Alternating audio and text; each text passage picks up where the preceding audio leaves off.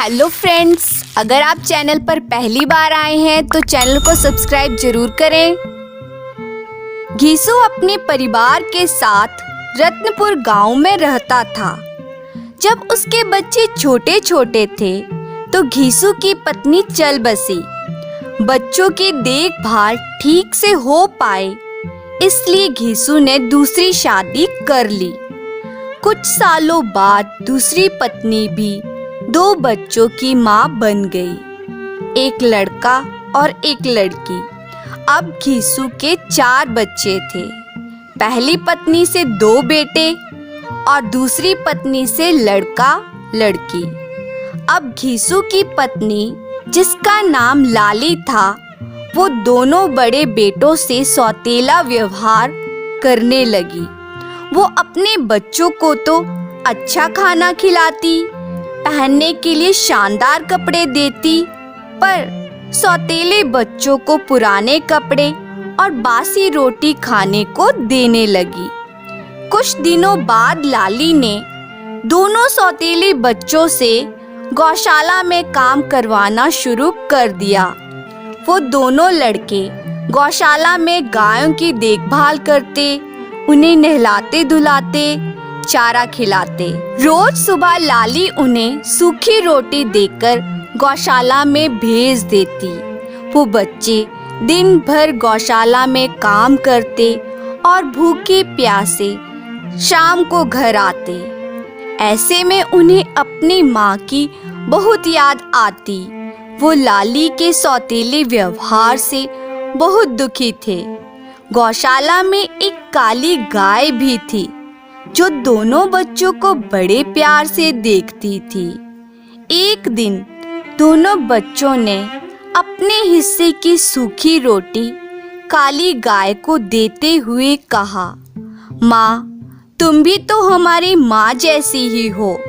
तुम हम पर ऐसी दया करो जैसी हमारी माँ करती थी। इतना कहते ही गाय के थनों में से दूध निकलने लगा। दोनों बच्चों ने खुश होकर पेट भरकर दूध पिया। अब वो रोज उस गाय को सूखी रोटी देते और पेट भरकर दूध पीते। अब वो खुश रहने लगे। उन्हें गौशाला जाने में भी बहुत मजा आने लगा। कुछ दिनों बाद सौतेली माँ लाली ने दोनों बच्चों के चेहरे पर लाली देखी तो वो सोच में पड़ गई। उसके खुद के बच्चे दुबले पतले होते जा रहे थे। फिर लाली ने अपने बच्चों को भी सूखी रोटी देना शुरू कर दिया।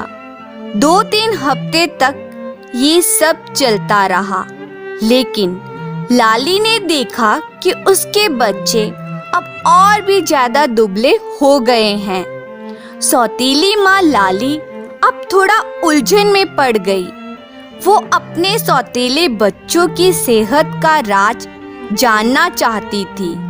इसके लिए उसने अपने बेटे को उन दोनों भाइयों के साथ भेज दिया। तीनों बच्चे गौशाला में चले गए। वहां से वो 3 गायों को चराने के लिए जंगल की ओर निकल गए। दोपहर का समय हो गया तो बच्चों के पेट में चूहे कूदने लगे, पर अपने सौतेले भाई के सामने गाय से दूध मांगने की उनकी हिम्मत नहीं हो रही थी। उन्हें डर था कि सौतेला भाई माँ से चुगली कर देगा। पर जब भूख बर्दाश्त से बाहर हो गई तो उन्होंने अपने सौतेले भाई को बता ही दिया कि हम गाय से दूध मांगकर पीते हैं। ये बात तुम किसी को बताना मत। चलो, हम तुम्हें भी काली गाय का दूध पिलाते हैं। फिर तीनों भाइयों ने काली गाय का दूध पिया। तीनों जब घर पहुँचे तो सौतेले भाई ने अपनी माँ लाली को सारी बात बता दी। सौतेली माँ को बड़ा गुस्सा आया कि उसके सौतेले बच्चे गौशाला में मजे कर रहे हैं। उसने काली गाय को मारने की ठान ली। लाली ने गांव के वैद्य के साथ मिलकर एक योजना बनाई। लाली कुछ दिनों तक बीमारी का नाटक करने लगी और वैद्य ने लाली के पति से कहा कि लाली काली गाय का मांस खाकर ही ठीक हो सकती है, इसलिए उसे घर में बंधी काली गाय को मारना होगा। लाली के पति घीसू ने काली गाय को मारने की ठान ली। जब दोनों भाइयों को पता चला तो वो दोनों गाय के गले में हाथ डालकर रोने लगे, लेकिन उनके पिता ने उन्हें हटाकर गाय से दूर कर दिया। बच्चे रोते हुए अपने पिता से कहने लगे, पिताजी, इस गाय को मत मारो, नहीं तो हम फिर से बिन माँ के हो जाएंगे। लेकिन उनकी किसी ने नहीं सुनी। गाय को मार दिया गया और उनकी सौतीली माँ लाली ने गाय का मांस खाया। उसने अपने पति और बच्चों को भी खिलाया। दोनों भाइयों की आंखों से आंसू की धारा बहती जा रही थी। वो कुछ नहीं कर सके। लाली ने उन्हें भी गाय का मांस खाने को दिया। दोनों भाई कुछ नहीं बोले और चुपचाप वो मांस के टुकड़े लेकर गौशाला के पास चले गए। उन्होंने आसपास से थोड़ी लकड़ी इकट्ठा करके गाय के टुकड़ों का दाह संस्कार किया।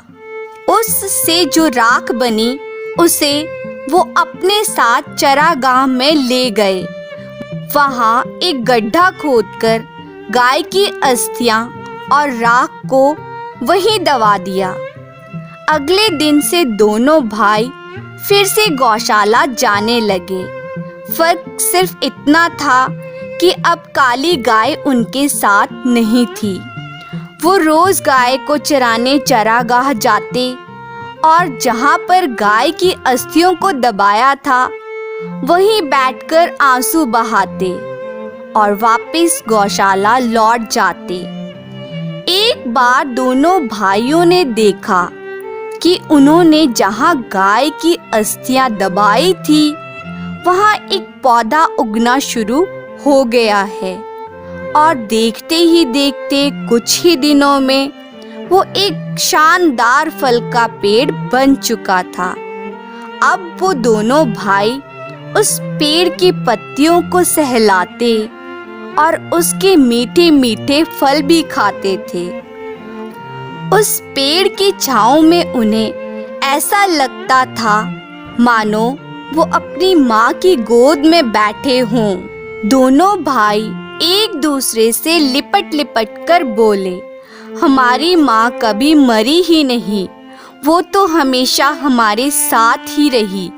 कभी गाय बनकर आई तो कभी ये फलदार वृक्ष बनकर हमारी देखभाल करती है। माँ कितनी अच्छी होती है। ये कहकर दोनों भाई हंसने लगे। उसके बाद वो दोनों भाई कभी अपनी सौतेली माँ के पास वापस नहीं गए। वो वहीं उस पेड़ की छांव में रहते और वो पेड़ ही उनका आसरा बन गया था। और फ्रेंड्स, आपको अगर ये स्टोरी पसंद आई हो तो लाइक ज़रूर करें and thank you for watching.